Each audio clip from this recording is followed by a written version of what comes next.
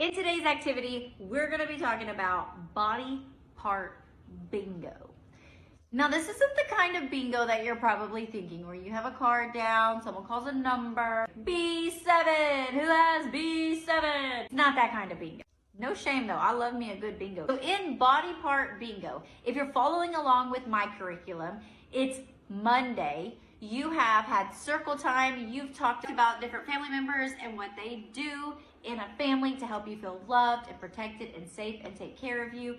Then y'all read Goldilocks and the Three Bears. You have a co-teacher. You're gonna split your class into two groups so that you can do these two different activities. One of them being body part bingo. If you don't have a coworker, then play this game as a whole group, or when the kids go out to centers, then you could sit at the tables and you could call a few kids over to play this game with you. Already, I'll get to talking about body part bingo and what that looks like. So what you're gonna do is you're going to get you some of those like garage sale stickers. They sell them on different websites now, or you can just grab them at like Dollar Tree, Walmart, something like that. They usually come in a sheet like this. So I suggest what you're gonna do is you can peel off the outside so that way they only have the sticker to try. It's a little easier for them to manipulate getting the sticker out. And then I would cut them into strips like this so that each kid is going to get a strip. When you gather them down into your hopefully small group, you're gonna explain to them that you're going to call out a different body part, and they are going to take their sticker and they're gonna put it on that body part.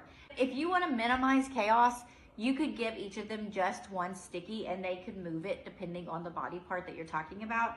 But this activity is a lot more fun and adorable when they get to use all of these and they end up with them stuck on them, which hence the name body part bingo, because they're covering up or marking that thing that you called out. So you're gonna mix up some easy ones like ear. So if you told them to put it on their ear, I would have them just do one just so that you have more body parts to go with. Call out nose. Give them some time to do it themselves, and then you go ahead and put it on you just so that those kids that don't quite get it, they're gonna pick up from the kids around them the right spot to put it in. Say chin, neck, eyebrow. We're gonna try to get them to avoid putting it on their mouth, and I don't want them putting it on their eyeball, of course. Shoulder,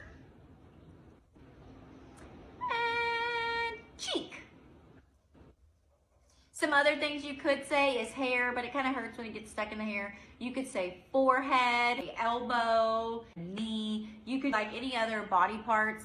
I just think it's kind of funny when they all are seeing each other with them all in the same spot. So after you call out the body parts and they put it on there, then you could go ahead and do the reverse bingo. So now you're going to call the body part for them to take it off of. And so they can take it off and put it back on their paper, or they can just gather them in their hands to go throw them in the trash. So that is body part bingo. Fun little activity to do with your class and to kind of assess who's learning those body parts that we've talked a lot about over the last couple of weeks. Now again, the way that it's built, you're supposed to do it in a small group, and at this point you're gonna switch. Your co-teacher is now going to take your kids and go do her activity with them. This week happens to be like a shape concentration game because we're talking a lot about family. A lot of the activities have to do with grouping things, similarities. That's what's considered a family, right? And you're going to do this activity with the group of kids that she was working with. If you like lessons like these, go ahead and comment sub and send me your email, because I'm gonna send you over September's All About Me theme week 1. And then in there, it will talk about how you can get weeks 2, 3, and 4 to do in your classroom.